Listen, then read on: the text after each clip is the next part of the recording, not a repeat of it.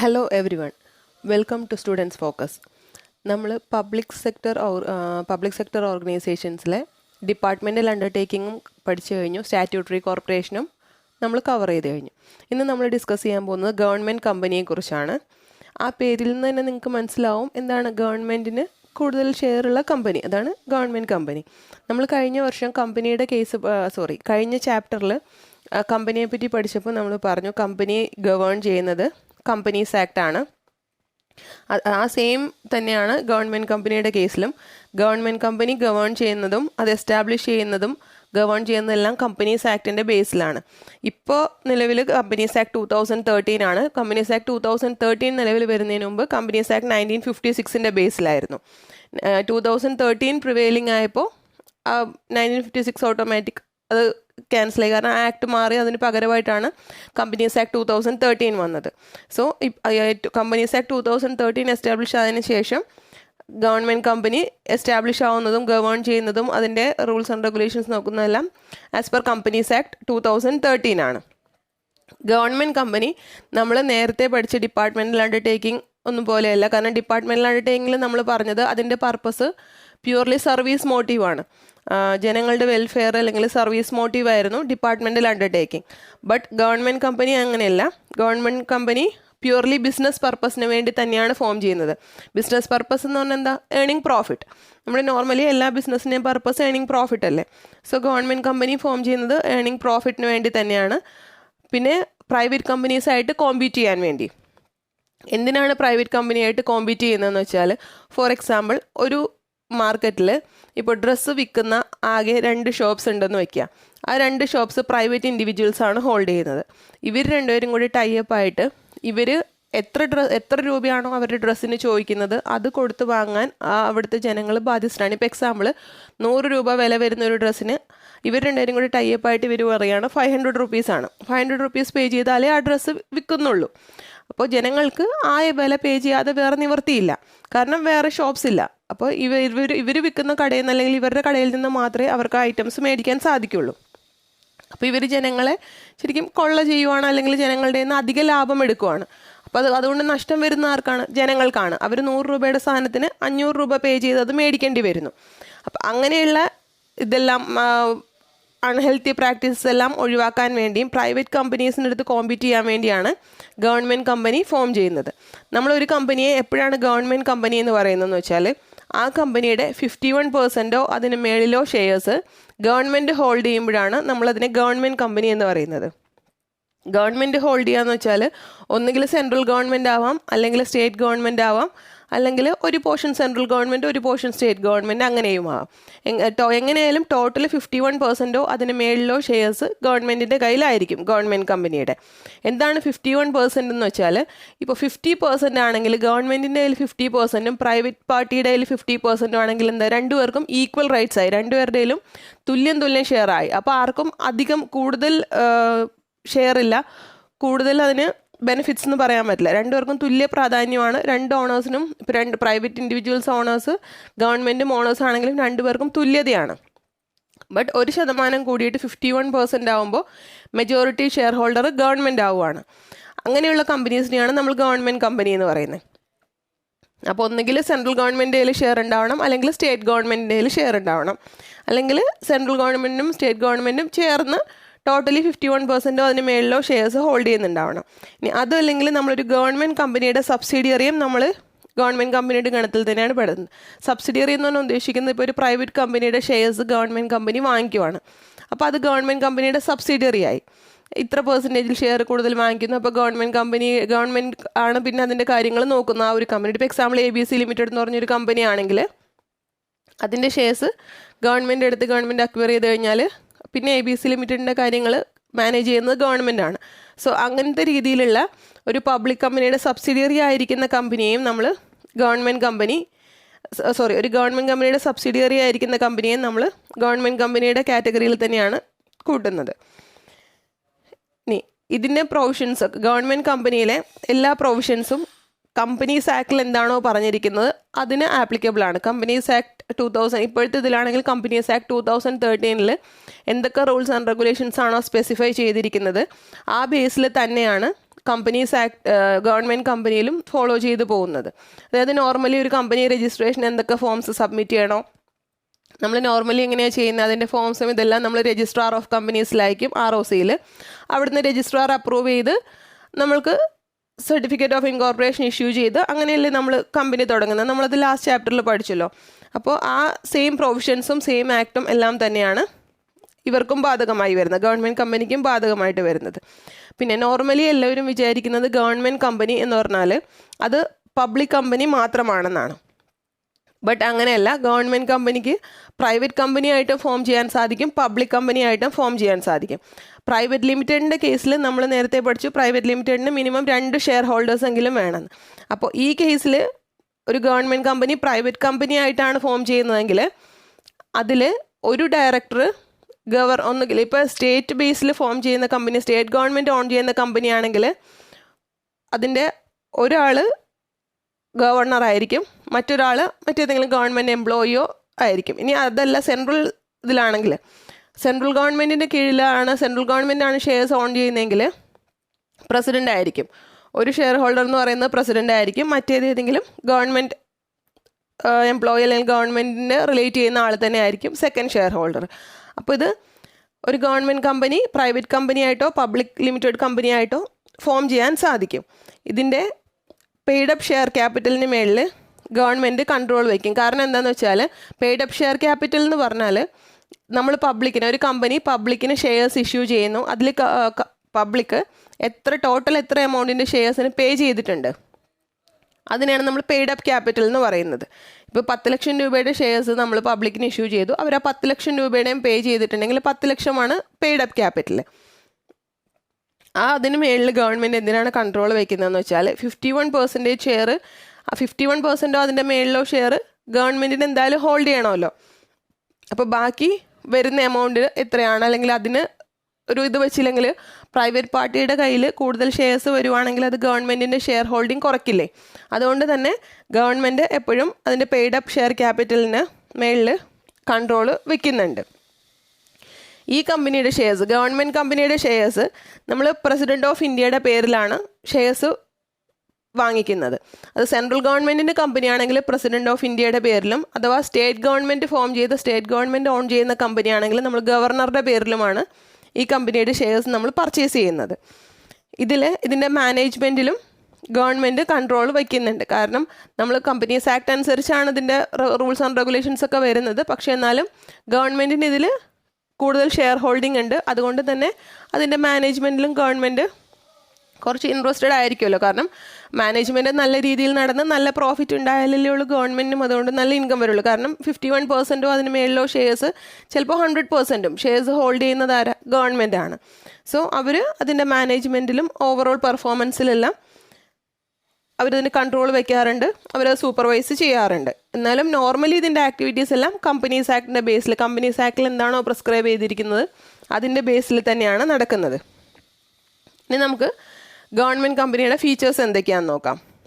First one, organisation created under companies act. നമ്മൾ statutory കോർപ്പറേഷൻ്റെ കേസിൽ പഠിച്ചു. സ്റ്റാറ്റ്യൂട്ടറി കോർപ്പറേഷൻ ഒരു സെപ്പറേറ്റ് ആക്ട് കൊണ്ടുവന്നിട്ട് ആ ആക്ട് വഴിയാണ് സ്റ്റാറ്റ്യൂട്ടറി കോർപ്പറേഷൻ ഫോം ചെയ്യുന്നതെന്ന്.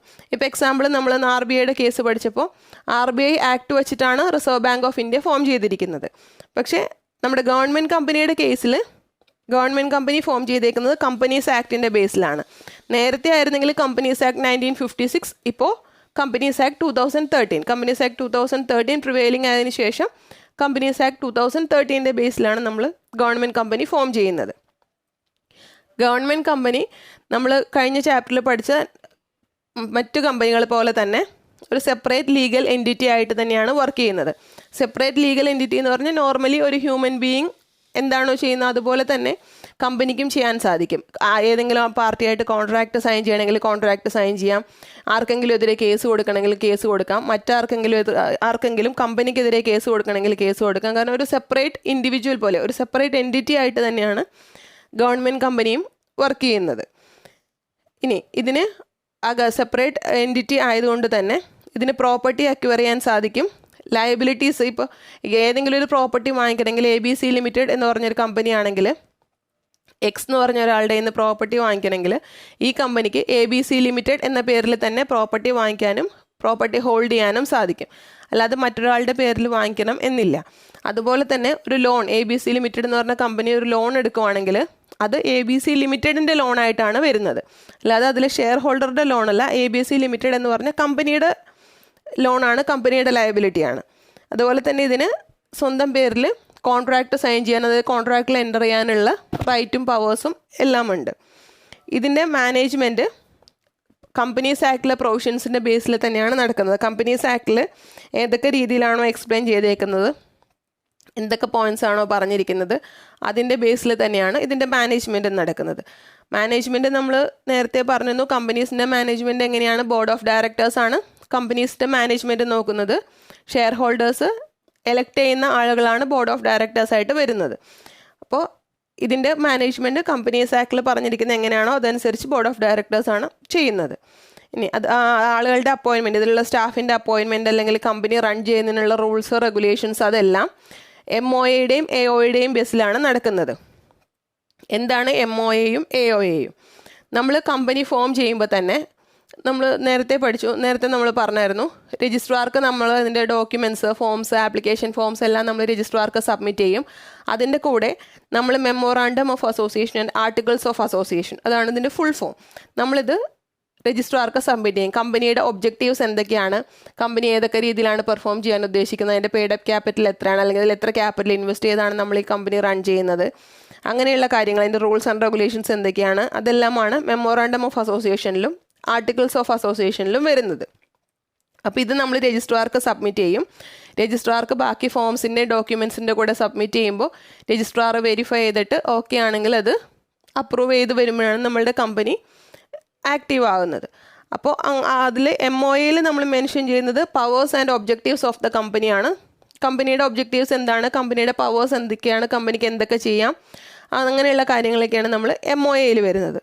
AOAയിൽ ആർട്ടിക്കിൾസ് ഓഫ് അസോസിയേഷനിൽ കമ്പനിയുടെ റൂൾസ് ആൻഡ് റെഗുലേഷൻസ് ആണ് അതിൽ മെൻഷൻ ചെയ്തിട്ടുണ്ടാവും. ഇതിൻ്റെ കൂടുതൽ നമ്മളിനി വരുന്ന ചാപ്റ്ററിൽ പഠിക്കുന്നുണ്ട്, ഡീറ്റെയിൽ ആയിട്ട് നമ്മൾ പഠിക്കുന്നുണ്ട്. ഇതിപ്പോൾ ജസ്റ്റ് ഇതിന് വേണ്ടി മാത്രം ഞാനൊന്ന് നിങ്ങൾക്ക് മനസ്സിലാവാൻ വേണ്ടി എക്സ്പ്ലെയിൻ ചെയ്തു എന്നേ ഉള്ളൂ.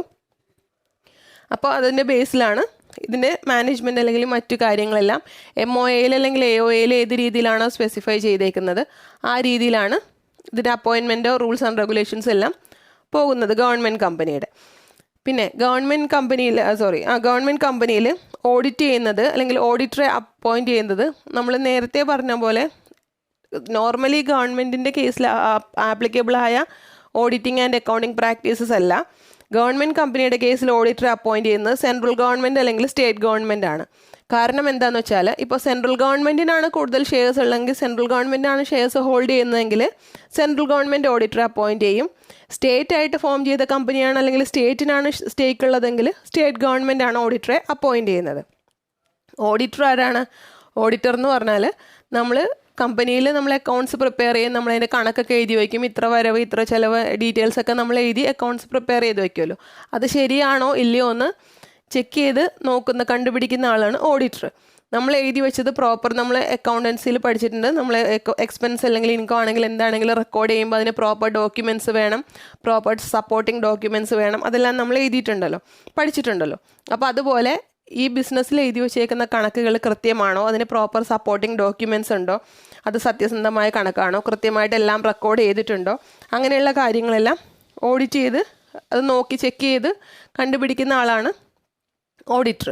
ആ ഓഡിറ്ററെ അപ്പോയിൻറ്റ് ചെയ്യുന്നത് സെൻട്രൽ ഗവൺമെൻറ് അല്ലെങ്കിൽ സ്റ്റേറ്റ് ഗവൺമെൻറ്റാണ്. ആർക്കാണോ സ്റ്റേക്ക് ഉള്ളത് അതനുസരിച്ച് അത് ചേഞ്ച് ചെയ്യും. ഇനി ഇതിൻ്റെ ആനുവൽ റിപ്പോർട്ടും, ഈ കമ്പനിയുടെ ആനുവൽ റിപ്പോർട്ട് പാർലമെൻറ്റിൽ നമ്മൾ പ്രസൻറ്റ് ചെയ്യും. ഈ കമ്പനിയുടെ ഒരു വർഷത്തെ പെർഫോമൻസിൻ്റെ ഓഡിറ്റഡ് റിപ്പോർട്ട് ഓഡിറ്റ് ചെയ്ത് കഴിയുമ്പോൾ അവർ പ്രിപ്പയർ ചെയ്യുന്ന റിപ്പോർട്ടും ഓഡിറ്റഡ് റിപ്പോർട്ടും ആനുവൽ റിപ്പോർട്ടും എല്ലാം നമ്മൾ പാർലമെൻറ്റിൽ, സെൻട്രൽ ഗവൺമെൻറ് കേസിലാണെങ്കിൽ നമ്മൾ പാർലമെൻറ്റിൽ പ്രസൻറ്റ് ചെയ്യും. സ്റ്റേറ്റിൻ്റെ കേസിലാണെങ്കിൽ നമ്മൾ സ്റ്റേറ്റ് ലെജിസ്ലേച്ചറിൽ അത് പ്രസൻറ്റ് ചെയ്ത് അപ്രൂവൽ എടുക്കുകയാണ് ചെയ്യുന്നത്. ഇനി ഇതിന് ആവശ്യമായ ഫണ്ട് എങ്ങനെയാണ് വരുന്നത്, ഈ കമ്പനിക്ക് വർക്കിങ്ങിന് ആവശ്യമായ ഫണ്ട് ഇപ്പം നമ്മൾ നേരത്തെ പഠിച്ചു 51% അതിന് മേളിലോ ഷെയർസ് ഗവൺമെൻറ് ആണ് ഹോൾഡ് ചെയ്യുന്നതെന്ന്. അപ്പോൾ അങ്ങനെ ഗവൺമെൻറ് ഷെയർ ഹോൾഡ് ചെയ്യുന്നതിൽ നിന്ന്, അതായത് ഗവൺമെൻറ് ഷെയർസിൽ ഇൻവെസ്റ്റ് ചെയ്യുന്നതിൽ നിന്നും, അപ്പോൾ 51% ഇപ്പോൾ ഗവൺമെൻറ് ആണെങ്കിൽ ബാക്കി 49% പ്രൈവറ്റ് ഇൻഡിവിജ്വൽസോ വേറെ എന്തെങ്കിലും പ്രൈവറ്റ് ഫേംസോ പാർട്ടീസോ ആയിരിക്കുമല്ലോ. അപ്പോൾ അങ്ങനെ പ്രൈവറ്റ് ഷെയർ ഹോൾഡേഴ്സിൽ നിന്നും ഗവൺമെൻറ് ഷെയർ ഹോൾഡേഴ്സ് ഇൻവെസ്റ്റ് ചെയ്യുന്നതിൽ നിന്നാണ് ഈ കമ്പനിയുടെ വർക്കിങ്ങിന് ആവശ്യമായ ഫണ്ട് വരുന്നത്. അതുകൂടാതെ ഈ കമ്പനിക്ക് അതിൻ്റെ ഷെയർസ് ക്യാപിറ്റൽ മാർക്കറ്റിൽ ലിസ്റ്റ് ചെയ്യാൻ സാധിക്കും. എന്താണ് ക്യാപിറ്റൽ മാർക്കറ്റ്? നമ്മൾ സ്റ്റോക്ക് എക്സ്ചേഞ്ചില്ലേ, സ്റ്റോക്ക് എക്സ്ചേഞ്ച് തന്നെയാണ് നമ്മൾ ക്യാപിറ്റൽ മാർക്കറ്റ് എന്നുകൊണ്ട് ഉദ്ദേശിക്കുന്നത്. ഈ കമ്പനിക്ക് അതിൻ്റെ ഷെയർസ് സ്റ്റോക്ക് എക്സ്ചേഞ്ചിൽ ലിസ്റ്റ് ചെയ്യാൻ സാധിക്കും. അതുകൊണ്ടുള്ള ബെനിഫിറ്റ് എന്താണെന്ന് വെച്ചാൽ ആർക്ക് വേണമെങ്കിലും ഈ കമ്പനിയുടെ ഷെയർസ് മേടിക്കുകയോ വിൽക്കുകയോ ചെയ്യാൻ സാധിക്കും എപ്പോൾ വേണമെങ്കിലും. അപ്പോൾ അതിന് ഫ്ലെക്സിബിലിറ്റി കൂടെ, ഏത് സമയത്ത് വേണമെങ്കിലും വിൽക്കാൻ പറ്റും, എപ്പോൾ വേണമെങ്കിലും ഷെയർസ് മേടിക്കാൻ പറ്റും. അല്ലാതെ ഈ കമ്പനിയുടെ ഷെയർസിൽ ഇൻവെസ്റ്റ് ചെയ്താൽ ഫണ്ട് അവിടെ ഹോൾഡായി പോകും, ഫണ്ട് ടൈറ്റായി പോകും, അങ്ങനൊരു പ്രോബ്ലം ഇല്ല. അപ്പോൾ അങ്ങനെ ക്യാപിറ്റൽ മാർക്കറ്റിലൂടെയും ഇവർക്ക് ഫണ്ട് റേസ് ചെയ്യാൻ സാധിക്കും. പിന്നെ ഗവൺമെൻറ്റിൻ്റെയും പ്രൈവറ്റ് ഷെയർ ഹോൾഡേഴ്സിൻ്റെയും ഇൻവെസ്റ്റ്മെൻറ്റിലൂടെ, അവർ ഷെയർസിൽ ഇൻവെസ്റ്റ് ചെയ്യുന്നതിലൂടെ, ഈ കമ്പനിയുടെ ഷെയർസ് അവർ പർച്ചേസ് ചെയ്യുന്നതിലൂടെയും ഈ കമ്പനിയുടെ വർക്കിങ്ങിന് ആവശ്യമായ ഫണ്ട്സ് ഇവർക്ക് കിട്ടും. നമ്മൾ നേരത്തെ പറഞ്ഞതുപോലെ ഇതിനു മുമ്പുള്ളതിൽ നമ്മൾ പറഞ്ഞു ഗവൺമെൻറ്റിൻ്റെ ബഡ്ജറ്റ് ചെയ്യുന്ന വിഹിതം വേണം, അല്ലെങ്കിൽ ഗവൺമെൻറ്റിൻ്റെ ട്രഷറിയിൽ നിന്ന് പൈസ കിട്ടണം, അങ്ങനെയൊന്നുമല്ല ഇവർ വർക്ക് ചെയ്യുന്നത്. ഇവർക്ക് ആവശ്യമായ ഫണ്ട്സ് ഇവർ മൊബിലൈസ് ചെയ്യുന്നത്. ഇനി ഇപ്പോൾ ഫീച്ചേഴ്സ് നമുക്ക് എന്തൊക്കെയാണെന്ന് മനസ്സിലായി. ഇനി നമുക്ക് അതിൻ്റെ മെറിറ്റ്സ് എന്തൊക്കെയാണെന്ന് നോക്കാം. ഗവൺമെൻറ് കമ്പനിയുടെ മെറിറ്റ്സ് എന്തൊക്കെയാണെന്ന് നോക്കാം. അതിൻ്റെ first one, it is registered under companies act. നമ്മൾ നേരത്തെ പഠിച്ചതുപോലെ തന്നെ കമ്പനീസ് ആക്ടിൻ്റെ ബേസിലാണ് ഗവൺമെൻറ് കമ്പനി രജിസ്റ്റർ ചെയ്യുന്നതും റൺ ചെയ്യുന്നതും. ഇതിൻ്റെ റൂൾസ് ആൻഡ് റെഗുലേഷൻസ് അതെല്ലാം കമ്പനീസ് ആക്ട് സ്പെസിഫൈ ചെയ്യുന്നത് പോലെയാണ്. അതുകൊണ്ട് തന്നെ ഇതിന് ഈ കമ്പനി എക്സിസ്റ്റൻസിൽ വരാൻ വേണ്ടി, അല്ലെങ്കിൽ ഇത് ഫോം ചെയ്യാൻ വേണ്ടി വേറൊരു സ്പെഷ്യൽ ആക്ട് പാർലമെൻറ്റിൽ പാസ്സാക്കേണ്ട ആവശ്യം വരുന്നില്ല. നമ്മൾ സ്റ്റാറ്റ്യൂട്ടറി കോർപ്പറേഷൻ്റെ കേസിൽ പഠിച്ചിരുന്നു. സ്റ്റാറ്റ്യൂട്ടറി കോർപ്പറേഷൻ ഫോം ചെയ്യണമെങ്കിൽ അതിന് വേണ്ടി, ആ പർപ്പസിന് വേണ്ടി ഒരു സ്പെഷ്യൽ ആക്ട് പാർലമെൻറ്റിൽ പാസ്സാക്കണം എന്ന്. RBIയുടെ കേസിലാണെങ്കിൽ RBI ആക്ട്. അതുപോലെ എന്താണോ പർപ്പസ്, അല്ലെങ്കിൽ ഏത് ഇൻസ്റ്റിറ്റ്യൂഷനാണോ ഫോം ചെയ്യുന്നത് അതിനുള്ളൊരു ആക്ട് പാർലമെൻറ്റിൽ പാസ്സാക്കണം. പക്ഷേ ഗവൺമെൻറ് കമ്പനിയുടെ കേസിലാണെങ്കിൽ അങ്ങനെ ഒരു സ്പെഷ്യൽ ആക്ടിൻ്റെ ആവശ്യം വരുന്നില്ല. കാരണം ഇത് ഫങ്ഷൻ ചെയ്യുന്നത് കമ്പനീസ് ആക്ടിൻ്റെ ബേസിലാണ്. ഇനി ഇതൊരു സെപ്പറേറ്റ് ലീഗൽ എൻറ്റിറ്റിയാണ്.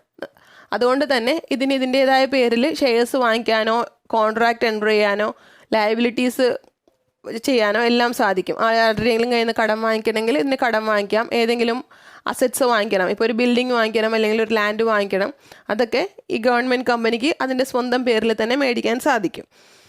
ഇനി എൻജോയ്സ് ഓട്ടോണമി ഇൻ മാനേജ്മെൻറ്റ്. കാരണം ഇവർ കമ്പനീസ് ആക്ടിൻ്റെ ബേസിൽ പറഞ്ഞതനുസരിച്ച് ഇവരുടെ MOA അല്ലെങ്കിൽ AOAയുടെ ബേസിലാണ് ഇവരുടെ ആക്ടിവിറ്റീസ് മാനേജ് ചെയ്യുന്നത്.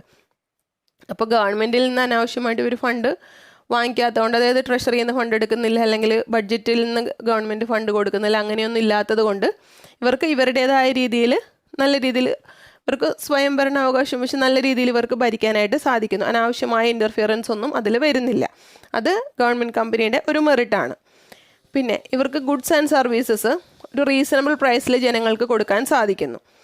ഇപ്പം നമ്മൾ നേരത്തെ പറഞ്ഞ എക്സാമ്പിൾ വെച്ചിട്ടാണെങ്കിൽ, ഇപ്പോൾ ഡ്രസ്സ് വിൽക്കുന്നു, 100 രൂപയുടെ ഡ്രസ്സ് ബാക്കി പ്രൈവറ്റ് പാർട്ടീസ് 500 രൂപയ്ക്ക് വിൽക്കുമ്പോൾ ബാക്കി 400 രൂപ അവർ ആവശ്യമില്ലാതെ ഒരു അൺഹെൽത്തി പ്രാക്ടീസ് വെച്ച്, അല്ലാതെ ആവശ്യമില്ലാതെ അവർ പ്രോഫിറ്റ് എടുക്കുകയാണ്. ശരിക്കും 100 രൂപയുടെ മെറ്റീരിയൽ എന്ന് പറഞ്ഞാൽ ഇവർക്ക് ചിലപ്പോൾ 60-70 രൂപ, അല്ലെങ്കിൽ ആ 40-50 രൂപ വരുന്ന ഇവരുടെ പ്രോഫിറ്റും കൂടെ ആഡ് ചെയ്ത് വരാവുന്ന കോസ്റ്റാണ് 100 രൂപ. അതിൽ പിന്നെയും 400 റുപ്പീസ് കൂടെ എക്സ്ട്രാ ആഡ് ചെയ്തിട്ടാണ് ഇവർ 500 റുപ്പീസ് റേറ്റ് ഇടുന്നത്. അപ്പോൾ അവിടെ ഒരു ഗവൺമെൻറ് കമ്പനി ഇല്ലെങ്കിൽ ഈ രണ്ട് പ്രൈവറ്റ് കമ്പനി പറയുന്ന റേറ്റ് എന്താണോ അത് കൊടുത്ത് വാങ്ങാൻ ജനങ്ങൾ ബാധ്യസ്ഥരാണ്. ഇപ്പോൾ 500 റുപ്പീസ് അല്ല, അവർ നെക്സ്റ്റ് മന്ത് അല്ലെങ്കിൽ അടുത്ത ദിവസം പറയുവാണ് ഇത് 800 റുപ്പീസ് ആയി, അല്ലെങ്കിൽ 1000 റുപ്പീസ് ആയി എന്ന് പറഞ്ഞാൽ ആളുകൾക്ക് വേറെ നിവർത്തിയില്ല, അത് കൊടുത്ത് ആ സാധനം വാങ്ങിക്കാനേ പറ്റുള്ളൂ. ബട്ട് അവിടെ ഒരു ഗവൺമെൻറ് കമ്പനി ഉണ്ട്. ഗവൺമെൻറ് കമ്പനി അവർക്കുള്ള ആവശ്യമുള്ള പ്രോഫിറ്റും കൂടെ ആഡ് ചെയ്തത്, നോർമലി ഇതിൻ്റെ ഇപ്പോൾ 50 റുപ്പീസാണ് ആ ഡ്രസ്സിൻ്റെ റേറ്റ് എങ്കിൽ 50 റുപ്പീസ് പ്ലസ് അവരുടെ പ്രോഫിറ്റ് 50 റുപ്പീസ് കൂടെ ആഡ് ചെയ്ത് 100 റുപ്പീസിന് അവർ സെല്ല് ചെയ്യുവാണെങ്കിൽ ഈ പ്രൈവറ്റ് കമ്പനിക്ക് വേറെ നിവൃത്തിയില്ല. കാരണം ഇവർ 500-നോ 800-നോ വിൽക്കുന്ന സാധനം അപ്പുറത്ത് ഗവൺമെൻറ് കമ്പനി 100 റുപ്പീസിന് വിൽക്കുന്നുണ്ട്. Same item, same quality, same product. അപ്പോൾ ആളുകൾ എന്ത് ചെയ്യും? ആളുകൾ കൂടുതൽ അവരുടെ അടുത്ത് നിന്ന് പോയി മേടിക്കും. ഈ ഗവൺമെൻറ് കമ്പനിയിൽ നിന്ന് മേടിക്കുമ്പോൾ ഈ പ്രൈവറ്റ് കമ്പനിയുടെ ബിസിനസ് കുറയും, സെയിൽ കുറയും. സോ ഇവർക്കും വേറെ നിവൃത്തിയില്ലാതെ വരും.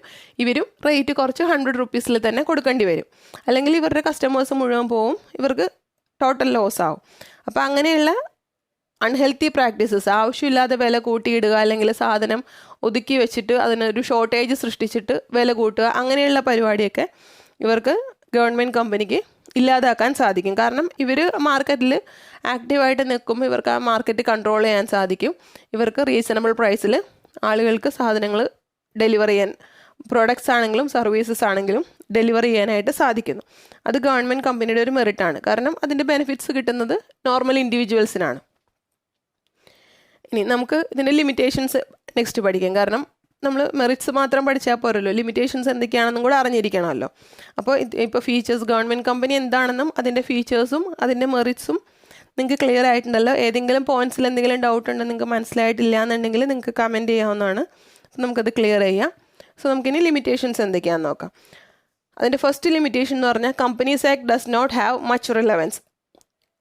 അപ്പം നിങ്ങൾ വിചാരിക്കും നേരത്തെ നമ്മളത് മെറിറ്റ്സിൽ പഠിച്ചതല്ലേ, കമ്പനീസ് ആക്ട് ആണ് ഇതിൻ്റെ എല്ലാ കാര്യവും നോക്കുന്നതെന്ന്. നമ്മുടെ ബിസിനസ് സ്റ്റഡീസിൽ പല പോയിൻറ്റ്സും അങ്ങനെയാണ്. ചിലപ്പോൾ നമുക്കത് മെറിറ്റ്സ് ആയിട്ടും ഡീമെറിറ്റ്സ് ആയിട്ടും നമുക്കത് തോന്നും, നമുക്കങ്ങനെ എക്സ്പ്ലെയിൻ ചെയ്യാവുന്നതാണ്. അതിന് ഡിഫറൻസ് വരുന്നത് നമ്മൾ എങ്ങനെ അത് എക്സ്പ്ലെയിൻ ചെയ്യുന്നു എന്നുള്ളതിലാണ് അത് മെറിറ്റ് ആവുന്നതും ഡീമെറിറ്റ് ആവുന്നതും. അപ്പോൾ അങ്ങനെയുള്ള പല പോയിൻറ്റ്സും നമ്മൾ പല ടോപ്പിക്കും പഠിക്കുമ്പോൾ വരും. ചിലപ്പോൾ അത് തന്നെ മെറിറ്റായിട്ടും വരും, അത് തന്നെ ഒരു സ്ലൈറ്റ് ഡിഫറൻസ് വരുത്തിയാൽ അത് തന്നെ ഡീമെറിറ്റ്സ് അല്ലെങ്കിൽ ലിമിറ്റേഷനും ആവും. ഇപ്പോൾ ഇതിൻ്റെ കേസിൽ എന്താണെന്ന് വെച്ചാൽ നമ്മൾ പറയുമ്പോൾ കമ്പനീസ് ആക്ട് അനുസരിച്ചാണ് എല്ലാം ചെയ്യുന്നത്, കമ്പനീസ് ആക്ടിൽ പറയുന്നത് പോലെയാണ് ചെയ്യുന്നത്, അപ്പോൾ ഗവൺമെൻറ് ഇൻ്റർഫിയറൻസ് ഇല്ല എന്നെല്ലാം നമ്മൾക്ക് പറയാൻ സാധിക്കും. പക്ഷേ ഇതിൻ്റെ മേജർ ഷെയർ ഹോൾഡേഴ്സ് ആരാണ്? ഗവൺമെൻറ് ആണ്. മേജർ ഇപ്പോൾ 80% 90% എല്ലാം ഷെയർസ് ഹോൾഡ് ചെയ്യുന്നത് ഗവൺമെൻറ് ആണെങ്കിൽ അതിലാര് പറയുന്നത് പോലെയാണ് നടക്കുന്നത്? ഗവൺമെൻറ് പറയുന്ന പോലെയല്ലേ നടക്കുള്ളൂ. ഇപ്പോൾ കമ്പനീസ് ആക്ടിൽ എന്ത് എഴുതി വെച്ചിട്ടുണ്ടെങ്കിലും കമ്പനീസ് ആക്ട് അനുസരിച്ച് എങ്ങനെയാണ് പെർഫോം ചെയ്യേണ്ടതെങ്കിലും കൂടുതൽ ഷെയർസ് ഹോൾഡ് ചെയ്യുമ്പോൾ ഇവർ എന്താണോ പറയുന്നത്, അല്ലെങ്കിൽ ഇവരുടെ അഡ്വൈസ് എന്താണോ, ഇവരുടെ സജഷൻസ് എന്താണോ അതനുസരിച്ച് ആ കമ്പനി പെർഫോം ചെയ്യും. ആ കമ്പനി അല്ലെങ്കിൽ ആ കമ്പനിയുടെ ബോർഡ് ഓഫ് ഡയറക്ടേഴ്സ് പെർഫോം ചെയ്യും. അപ്പോൾ അത് ഇൻഡയറക്ട്ലി പറഞ്ഞാൽ ഗവൺമെൻറ് പറയുന്നതനുസരിച്ച് അല്ലെങ്കിൽ ഗവൺമെൻറ്റിൻ്റെ ഫേവറിലാണ് ഈ കമ്പനി വർക്ക് ചെയ്യുന്നത്. ഗവൺമെൻറ്റിന് എന്താണോ നല്ലത്, അല്ലെങ്കിൽ ഗവൺമെൻറ് ഏത് രീതിയിൽ പെർഫോം ചെയ്യണമെന്ന് പറയുന്നോ ആ രീതിയിലായിരിക്കും ഈ കമ്പനി വർക്ക് ചെയ്യുന്നത്. അപ്പോൾ കമ്പനീസ് ആക്ടിന് അവിടെ ശരിക്കും റിലവൻസ് ഇല്ലാതെ പോവുകയാണ്. പിന്നെ നമ്മുടെ സ്റ്റാറ്റ്യൂട്ടറി കോർപ്പറേഷൻ്റെ കേസിൽ അവർ പാർലമെൻറ്റിന് ഡയറക്റ്റ് ആൻസറബിൾ ആയിരുന്നു. അതായത് എന്തെങ്കിലും കേസിൽ ഇപ്പോൾ റിപ്പോർട്ട്സ് എന്തെങ്കിലും സബ്മിറ്റ് ചെയ്യുമ്പോൾ പാർലമെൻറ്റ് അവരുടെ അടുത്ത് എക്സ്പ്ലനേഷൻ ചോദിക്കുകയാണെങ്കിൽ ഇവർ മസ്റ്റായിട്ട് കമ്പൾസറി ആയിട്ട് അതിന് കറക്റ്റ് എക്സ്പ്ലനേഷൻ കൊടുക്കണം. ബട്ട് ഗവൺമെൻറ് കമ്പനിയുടെ കേസിലാണെങ്കിൽ അങ്ങനെ അവർക്ക് എക്സ്പ്ലനേഷൻ ചോദിക്കാം, പക്ഷേ ഇവർ ഇമ്മീഡിയറ്റ് കറക്റ്റായിട്ട് അല്ലെങ്കിൽ ഇമ്മീഡിയറ്റ് ഒരു എക്സ്പ്ലനേഷൻ കൊടുക്കണമെന്ന് കമ്പൾസറി ഒന്നുമില്ല. ഇവർക്ക് എക്സ്പ്ലനേഷൻ കൊടുക്കാം, അല്ലെങ്കിൽ ഡിലേ ചെയ്യിക്കാം. ഇപ്പോൾ കൊടുക്കാതെ പിന്നെ കുറച്ച് എന്തെങ്കിലും റീസൺ പറഞ്ഞ് ഡിലേ ചെയ്യിക്കാം. അത് ഇവരുടെ ഡിസ്ക്രിപ്ഷനാണ്. സ്റ്റാറ്റ്യൂട്ടറി കോർപ്പറേഷൻ്റെ കേസിൽ പോലെ ചോദിച്ചാൽ ഇമ്മീഡിയറ്റ് ആയിട്ട് അതിൻ്റെ ഫുൾ ആൻസർ കൊടുക്കണം, കറക്റ്റ് എക്സ്പ്ലനേഷൻ കൊടുക്കണം. അങ്ങനെ ഒരു ബൈൻഡിങ് ഗവൺമെൻറ് കമ്പനിക്ക് വരുന്നില്ല. പിന്നെ ഇതിൻ്റെ മാനേജ്മെൻറ്റ് ആൻഡ് അഡ്മിനിസ്ട്രേഷൻ ഗവൺമെൻറ്റിൻ്റെ കയ്യിലാണ് എന്ന് പറയാൻ കാര്യം, നമ്മൾ നേരത്തെ പഠിച്ചു എല്ലാ കമ്പനീസിൻ്റെയും, അതായത് കമ്പനികളുടെ മാനേജ്മെൻറ്റ് ആരാ ചെയ്യുന്നത്? ബോർഡ് ഓഫ് ഡയറക്ടേഴ്സാണ് ചെയ്യുന്നത്. ഗവൺമെൻറ് കമ്പനിയുടെ മാനേജ്മെൻറ്റ് ചെയ്യുന്നത് ബോർഡ് ഓഫ് ഡയറക്ടേഴ്സാണ്. അപ്പോൾ പിന്നെ അതെങ്ങനെ ഗവൺമെൻറ്റിൻ്റെ കയ്യിലാവും നിങ്ങൾ വിചാരിക്കുന്നുണ്ടാവും? ഗവൺമെൻറ് അല്ലേ ഇതിലെ മേജർ ഷെയർ ഹോൾഡേഴ്സ്. അപ്പോൾ മേജർ ഷെയർ ഹോൾഡേഴ്സ് അവരാകുമ്പോൾ ഷെയർ ഹോൾഡേഴ്സാണ് ബോർഡ് ഓഫ് ഡയറക്ടേഴ്സിന് എലക്ട് ചെയ്യുന്നത്. അതൊക്കെ അല്ലേ? അപ്പോൾ ഷെയർ ഹോൾഡേഴ്സ് ആയ ഗവൺമെൻറ് ബോർഡ് ഓഫ് ഡയറക്ടേഴ്സിനെ എലക്ട് ചെയ്യുമ്പോൾ അവരാരെ എലക്ട് ചെയ്യും? അവർ പറഞ്ഞാൽ കേൾക്കുന്നതോ അല്ലെങ്കിൽ അവർക്ക് അനുകൂലമായി പ്രവർത്തിക്കുന്ന ആളുകളെയല്ലേ അവർ എലക്ട് ചെയ്യുള്ളൂ. ഇപ്പം ഞാനാണ് ഒരു കമ്പനിയിൽ വേണ്ടി ആളുകളെ എലക്ട് ചെയ്യുന്നത്, എൻ്റെ കമ്പനിയിലേക്ക് ആളുകളെ എലക്ട് ചെയ്താൽ ഞാൻ എന്താ നോക്കുന്നത്? ഞാൻ പറയുന്ന അനുസരിക്കുന്ന ആളുകൾ, അല്ലെങ്കിൽ ഞാൻ പറയുന്ന പോലെ കൃത്യമായിട്ട് ചെയ്യുന്ന ആളുകൾ, അല്ലെങ്കിൽ എനിക്ക് പരിചയമുള്ള ആളുകൾ, അങ്ങനെയുള്ളവരല്ലേ ഞാൻ എലക്ട് ചെയ്യുള്ളൂ. എൻ്റെ അടുത്ത് എന്തെങ്കിലും ശത്രുതയുള്ള ആളുകളോ ഞാൻ എന്ത് പറഞ്ഞാലും ഒന്നും അനുസരിക്കാത്ത ആളുകളെ ഞാൻ എലക്ട് ചെയ്ത് എൻ്റെ കമ്പനിയിൽ വയ്ക്കില്ലല്ലോ. അപ്പോൾ അതുപോലെ തന്നെ ഗവൺമെൻറ്റും ആളുകളെ സെലക്ട് ചെയ്യുമ്പോൾ, ബോർഡ് ഓഫ് ഡയറക്ടേഴ്സിനെ സെലക്ട് ചെയ്യുമ്പോൾ അവരുടെ റെപ്രസെൻറ്റേറ്റീവ്സ് ആയിട്ടുള്ള ആളുകൾ, അല്ലെങ്കിൽ അവർ പറഞ്ഞ അനുസരിക്കുന്ന, അവർ പറയുന്ന പോലെ കാര്യങ്ങൾ ചെയ്യുന്ന ആളുകളെ ഉള്ളൂ ഇവർ ബോർഡ് ഓഫ് ഡയറക്ടേഴ്സായിട്ട് വയ്ക്കുള്ളൂ. അപ്പോൾ കമ്പനിയുടെ management and control board of ഡയറക്ടേഴ്സിൻ്റെ കയ്യിലാണെങ്കിലും അത് ഇൻഡയറക്റ്റ് ആയിട്ട് വരുന്നത് എവിടെയാണ്? ഗവൺമെൻറ്റിൻ്റെ കയ്യിലാണ്. ബോർഡ് ഓഫ് ഡയറക്ടേഴ്സിൽ കൂടെ ഗവൺമെൻറ് അവർക്ക് ഇഷ്ടമുള്ള രീതിയിൽ ഈ കമ്പനിയുടെ കാര്യങ്ങൾ മാനേജ് ചെയ്യാനായിട്ട് അവർക്ക് എളുപ്പമാണ്, അവർക്ക് സാധിക്കും. സോ അതുകൊണ്ടാണ് ഇതിൻ്റെ മാനേജ്മെൻറ്റ് ആൻഡ് അഡ്മിനിസ്ട്രേഷൻ ഗവൺമെൻറ്റിൻ്റെ കയ്യിലാണെന്ന് പറയുന്നത്. നമ്മൾ ലിമിറ്റേഷൻസ് 3 പോയിന്റ് പഠിച്ചു. കമ്പനീസ് ആക്ടിന് അധികം റിലവൻസ് ഇല്ല, പിന്നെ ഇത് പാർലമെൻറ്റിൽ ഡയറക്റ്റ്ലി ആൻസറബിൾ അല്ല, അതുപോലെ തന്നെ മാനേജ്മെൻറ്റ് ആൻഡ് അഡ്മിനിസ്ട്രേഷൻ ഗവൺമെൻറ്റിൻ്റെ കയ്യിലാണ്. അപ്പോൾ ഈ പോയിൻറ്റ്സ് നിങ്ങൾക്ക് എക്സ്പ്ലെയിൻ ചെയ്ത് എഴുതാവുന്നതാണ് നിങ്ങളുടെ ഓൺ വേർഡ്സിൽ. പിന്നെ ഫീച്ചേഴ്സും മെറിറ്റ്സും നമ്മൾ ഓൾറെഡി പഠിച്ചു. അപ്പോൾ നിങ്ങൾക്ക് എന്തെങ്കിലും ഡൗട്ട് ഉണ്ടെങ്കിൽ NCERTയുടെ ടെക്സ്റ്റ് വായിച്ചിട്ട് എന്തെങ്കിലും ഡൗട്ട് ഉണ്ടെങ്കിൽ നിങ്ങൾ കമൻറ്റ് ചെയ്യുക. സോ നന്നായിട്ട് പഠിക്കുക. Thank you very much and all the best.